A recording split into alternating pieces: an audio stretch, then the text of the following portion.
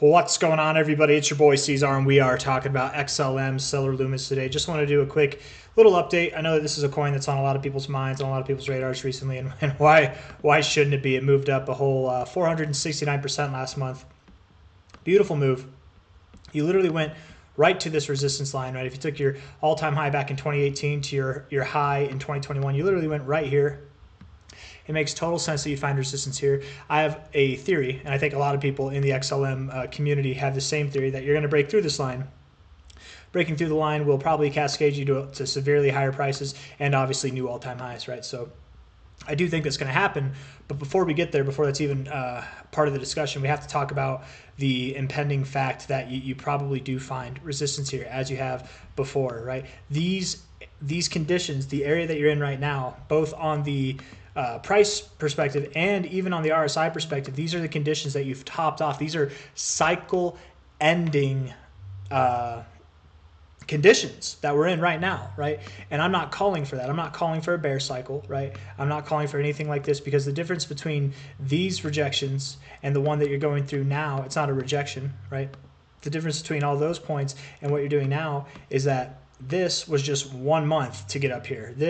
It was the whole cycle, end of the cycle. This, same thing, it was the end of the cycle. This, you've done it in your first. This is like the beginning of your cycle right now. So I very much doubt that in your beginning you're going to find your end, right? But even in the beginnings of every cycle you've seen, there's consolidation phases, right? Even like here, you just began, consolidated for a while, then you ran.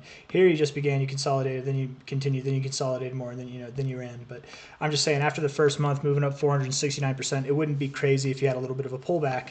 And that's what I was saying yesterday, right? And that's what I want to check up on today. We hit a 97, 98 in the weekly RSI. Maybe it was a 95. Let's see, how high was that? 96 almost, right? A 96 in the weekly RSI. That's pretty high, you guys. That's very, very high, very hot. If we take the relative high to the relative low here, you moved all the way up to your 2272 extension, literally tipping this area perfectly. A lot of things would make sense for you to find resistance here. So let's, now that we've identified several reasons why it makes sense for you to find resistance here, let's identify areas that would make sense for you to pull back to and find support. Okay, generally, if you find resistance at the 2272, I would expect that you could go as low as the 1272. If you found resistance at the 2618, I'd expect you could go as low as the 1618, right? It's kind of tit for tat. That doesn't mean you can't go below the 1272. You could. I don't expect that to happen. This would be like the low parameter that I would set you up for. But more likely, you'd probably find support around your 1618. Being at the 2272. You could even find support at the 1414. The 1272 here at 25 cents, that's just your like lowest potential that you could see, right? Something like that. There's a solid chance, a really solid chance that you could find support around this 35-cent area. Don't be surprised if it's just above or even just below. It could be right at it, who knows? But if we look back, we look to the left over here where that arrow's pointing there. If we look over that way, you can see that there is some significance in the price going on here. Notably, to me, what stands out is this right here, this little shelf that you have, right? Good area of resistance right here, good area of support back here. You even found resistance right there. And I think if we go back, not as much significance, but still some significance in this area. And that is just above your 1618. That is right there. So I really do like this 35 cent to 40 cent area to find support, something in there. You're at 51 cents now, a little bit of a pullback, a little bit of a breaky poo, and then you will commence moving up, right? I always say that I think different behavior should beget different results, right? If you get different behavior, you should expect different results.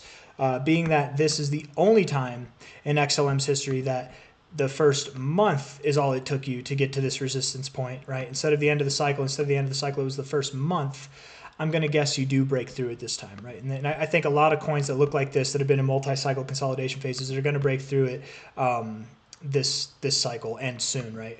But from a high to a low, when it comes to breaking above here, when it comes to moving higher, after you've consolidated, you're at 51.2 cents. You probably pull back to anywhere from like 35 to 40 cents. You could pull down as low as 25 cents. Maybe you don't go to 35, 40 cents. Maybe you only go to 45 cents. Maybe you go to 30 cents. It's not a crystal ball. It's not a precise forecasted prophecy. I'm going off of statistics and what I see in the charts. What makes the most sense to me would be something between 35 to 40 cents. That's what I'm expecting. Okay, that doesn't mean it has to happen. There's reasons why you could find support even above 40 cents. sense, right? But all I'm trying to say is when it comes time to breaking this resistance point, when it comes time to breaking above 62 cents, the next area that you would stop at, you're basically all systems go when you break 62 cents until you see prices at like $2.46. Genuinely, right? Like genuinely. If we take this high to this low here, you know, your 2618's right there at the all-time highs, but I don't think you'll stop, if at all, you won't stop there for long. Then you got your 3618 all the way up there with the 1272 lining up very well. The 3618 literally lining up tit for tat with the 1272. High to low here. 1414 is pretty close there. 1618 lining up with that. I don't know. There's a lot of congruence, or what's the word I'm looking for? There's a lot of different targets up here agreeing that your next likely area, your next zone, after you break above 62 cents, as crazy as it is, you likely wouldn't stop until you're worth well more than $2. So big things in store for XLM. I love finishing on a positive note, on a bullish note, but let's remember 51 cents now, 40 cents tomorrow, next week, maybe 2 weeks from now, right? It's going to consolidate a little bit. Don't expect this phase of consolidation that we're going to do to last for months, right? It's not going to be like this. It's going to be very fast. If you blink, you might miss it. If you wait a day, you might miss it, right? This is going to be fast consolidation. If it drops from 51 cents to 40 cents in a day, you're not going to be scared. You're like, this is totally expected, because this is what happens in the bull market. Sometimes if we go back to the last bull market, all the way back, right? Sometimes whenever you're moving up, right, you have pullbacks. It happens. From a high to a low here, and you moved up pretty vigorously, I would say. You had a 53% pullback in the course of November 25th to December 23rd. That was a month, and then you moved up. Then you moved up more, right? So don't be scared. Volatility happens. Finding resistance in a place that you've found resistance, very significant resistance all your life, it makes sense that you would have a little bit of volatility and stagnation in this area. But in time, when you break above it, you've been consolidating. I'm not exaggerating. And here's the thing: some people, I don't know if there's going to be jackals, hyenas in the comments saying these things. People who are just disbelievers or think that I'm crazy. I'm just doing this for clicks or likes or whatever. I'm not. By the way, though, hit the like button. I'll do that for the likes. Hit that like button. You know you want to. I want you to. Isn't that enough? If it's not, I don't blame you. What I'm trying to say, though, is I'm not kidding when I say I think the price is going to go to $2.46, around there, above $2 at a minimum when you break above 62 cents. The reason why is because you have been consolidating. This is not your average consolidation range, right, guys? Like look at how big you consolidated here for this long. Look at the move it produced, right? You consolidated here for this long in this consolidation area. Look at the move it produced, okay? You've consolidated in this area. When you break it, which you haven't technically yet, but when you do, you're going to make a move that's going to be very fast, and it's not going to stop, man. It's not going to stop till 2.4. That's just where it's not going to stop until, let alone where it's going to build through, right? It could absolutely, this could be worth more than $10 by the end of this cycle. I don't know about 22 bucks, maybe. Let's actually look at the market cap. 15 billion right now. 15 billion.